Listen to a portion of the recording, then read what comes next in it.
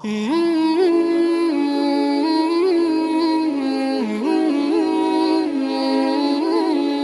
25 ذوالقعدہ اور روز 25 ذوالقعدہ دونوں ہی دہو الارض کی رات ہے، اور دہو الارض کا مطلب ہوتا ہے کہ اس کے خانہ کعبہ کے نیچے سے جو زمین بچھائی جائے، اس دن زمین بچھائی گئی تھی 25 ذوالقعدہ کو. اور آپ ریلیٹ کر پائیں گے اس دہو الارض کے لفظ کو حدیث قصہ سے.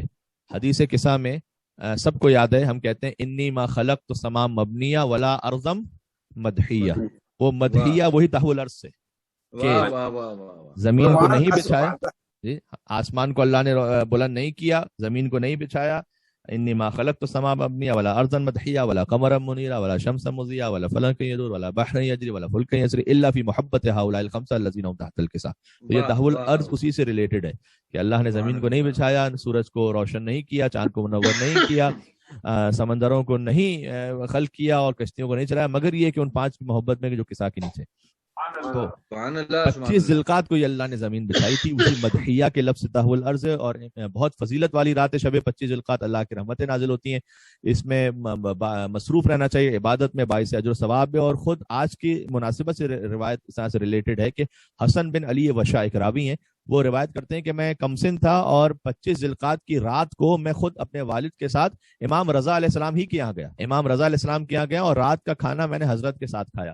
کیا خوش نصیبی ہوگی اس کی کہ جو امام وقت کے ساتھ کھانا کھا رہا ہو دسترخوان پر. تو اس کے بعد امام نے فرمایا کہ آج کی رات ہی حضرت ابراہیم اور حضرت عیسیٰ علیہ السلام متولد ہوئے تھے. امام رضا علیہ السلام نے فرمایا 25 ذوالقعدہ کی رات کو، اور روئے زمین کو خانہ کعبہ کے نیچے سے بچھایا گیا تھا. اور امام نے پھر فرمایا کہ جو شخص اس دن روزہ رکھے تو گویا اس نے 60 مہینے روزے رکھے. اور ایک روایت کے مطابق یہ بھی ہے کہ امام نے فرمایا کہ قائم آل محمد کا جو قیام ہے وہ اسی دن سے شروع ہوگا. تو ایک بڑی اس دن میں بڑی برکت اور لطافت ہے. اور خاص 4 دنوں میں سے وہ ہے سال کے کہ جن میں روزہ رکھنے کی خاص فضیلت ہے. سال کے 4 دن وہ ہیں کہ جن میں روزہ رکھنا بہت زیادہ باعث ثواب. ان میں سے ایک 25 ذوالقعدہ الحرام ہے. حتیٰ میں آپ سے عرض کرتا ہوں 15 شعبان کے روزے کو جو مومن رکھتے ہیں ماشاءاللہ سے، لیکن 15 شعبان کے روزے سے زیادہ افضل روایات میں 25 ذوالقعدہ کا روزہ ہے. تو 25 ذوالقعدہ کے روزے کو ضرور آپ اس پہ توجہ دیں. اگر قضا روزے ہیں کسی کے تو قضا کی نیت سے رکھے تاکہ اسے قضا بھی ادا ہو جائے اور 25 ذوالقعدہ کے روزے کا ثواب بھی مل جائے گا. روایت میں کہ اس دن کا روزہ، ایک دوسری روایت ہے کہ 70 سال کے روزے کے برابر ہے، اور اس دن کا جو روزہ ہے 70 سال کے گناہوں کا کفارہ ہے. اور جو شخص 25 ذوالقعدہ کو روزہ رکھے اور رات میں عبادت کرے تو اس کے لیے 100 سال کی عبادت کا ثواب ہے. پھر فرمایا کہ آج کے دن روزہ رکھنے کے لیے یعنی 25 ذوالقعدہ کے لیے ہر چیز وہ استغفار کرتی ہے جو زمین و آسمان میں، ہر چیز اس کے لیے استغفار کرتی ہے، جس میں خدا کی رحمت جو ہے نا دنیا میں اس میں عام ہو جاتی ہے. اور ذکر اور عبادت کا بہت زیادہ اجر ہے. غسل کرنا چاہیے لیکن غسل رجا کی نیت سے، یعنی اس امید پر کہ انشاءاللہ اللہ سبحانہ وتعالیٰ نے حکم دیا ہوگا تو ثواب ملے گا، لیکن اس کے بعد وضو کرنا ہے آپ نے اگر آپ نے نماز پڑھنی ہے تو. اور روزہ اور ذکر عبادت میں مصروف رہنا چاہیے. اور ایک نماز ہے کہ جو علماء محدثین ہیں انہوں نے نقل فرمائی ہے، آپ کو مفات الجنان میں بھی یہ نماز مل جائے گی. 2 رکعت نماز ہے جو 25 ذوالقعدہ کے دن کی ہے. وہ چاشت کے وقت کی نماز ہے. چاشت کا وقت کسے کہتے ہیں؟ یعنی جب طلوع آفتاب کے بعد، یعنی جب نماز فجر قضا ہو چکی اس کے بعد ایک وقت گزر جائے، ایک پہر گزر جائے، اس کے بعد جو وقت آتا ہے ظہر سے پہلے کا، یعنی تقریباً سمجھ لیجئے آپ 9-10 بجے کا وقت، صبح 9-10 بجے کا جو وقت ہوتا ہے وہ چاشت کا وقت ہوتا ہے. اس وقت میں یہ نماز پڑھنے کی بہت زیادہ تاکید ہے کہ جس میں 2 رکعت نماز ہے، جس میں ہر رکعت میں الحمد کے بعد 5 مرتبہ سورہ والشمس پڑھنا ہے. والشمس وضحاها والقمر اذا تلاها والنهار اذا جلاها والليل اذا يغشى والسماء وما بناها والارض وما طحاها، یہ والا سورہ. اور دیکھ کے بھی پڑھ سکتے ہیں آپ. نماز کا سلام پڑھنے کے بعد ایک مختصر سی دعا ہے جو مفاتیح میں لکھی ہوئی، دعا کو پڑھیں چاشت کے وقت میں. انشاءاللہ اللہ تعالیٰ کی رحمتیں اور برکتیں شامل حال رہیں گی. اور خاص الخاص عمل جو 25 ذوالقعدہ کا ہے وہ امام رضا کی زیارت ہے. خود تمام، بلکہ حتیٰ روزے سے زیادہ ثواب جس عمل کا ہے وہ امام رضا کی زیارت کا، یہ لکھا ہے. تو لہذا امام رضا علیہ السلام کی زیارت کو ضرور پڑھیں، چاہے مختصر زیارت پڑھ کے کہہ لیں السلام علیکم یا غریب الغربا یہ والی زیارت، یا درود و سلام والی جو زیارت اللہم صلی علی علی ابن موسیٰ الرضا، وہ آپ کو کتابوں میں مل جائے گی، مفاتیح الجنان میں موجود ہے.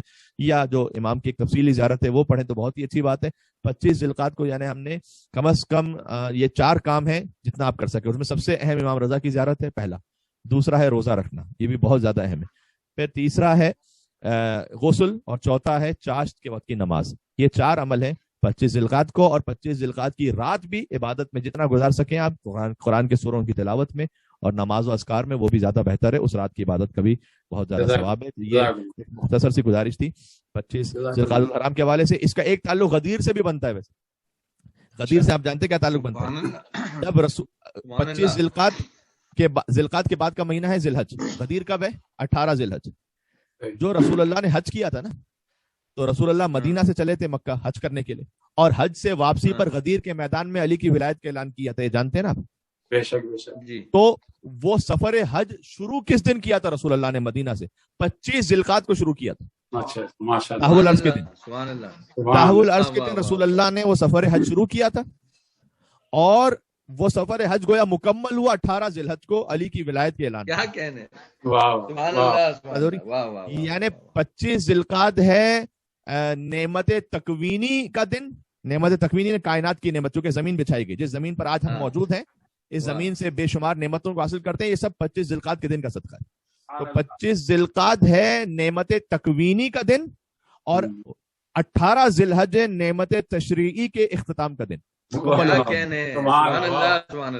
یہ تعلق ہے تحول عرض کا عید غدیر کے ساتھ. اس کی ایک ملائی نسبت بھی بن جاتی ہے. یہ مختصر سی بات تھی، وہ مجلس میں وقت نہیں بچاتا کہ میں اس کو بیان کر سکوں. میں نے کہا جو آخر میں رہ جائیں گے مومن ان سے کہہ دوں گا. بہت شکریہ قبلہ، بہت شکریہ، ماشاءاللہ.